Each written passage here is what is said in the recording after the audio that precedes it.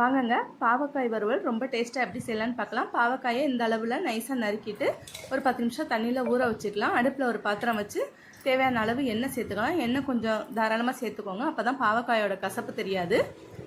தண்ணியை நல்லா வடிச்சிட்டு பாவக்காயை அந்த எண்ணெயில் சேர்த்துக்கலாம். நான் தாளிப்புக்கு எதுவுமே போடலைங்க.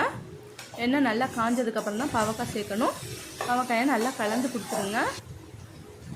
பாருங்கள், இந்த அளவுக்கு எண்ணெயிலே நல்லா வதங்கி வரட்டும். அதுக்கப்புறம் 1 ஸ்பூன் அளவு உப்புத்தூள் சேர்த்துக்கலாம். 1 ஸ்பூன் அளவு காஷ்மீரி மிளகாய்த்தூள் சேர்த்துக்கலாம். 1/2 ஸ்பூன் அளவு தனி மிளகாய்த்தூள் சேர்த்துக்கலாம். கொஞ்சமாக சோம்புத்தூள் சேர்த்துக்கலாம். நல்லா கலந்து விட்டுருங்க. இந்த பாவக்காய் வறுவல் ரொம்ப டேஸ்ட்டாக இருக்குங்க. தயிர் சாதம், ரசம் சாதம், பழைய கஞ்சிக்கு கூட ரொம்ப டேஸ்ட்டாக இருக்கும். தண்ணி லேசாக தெளித்து விட்டுக்கலாம்.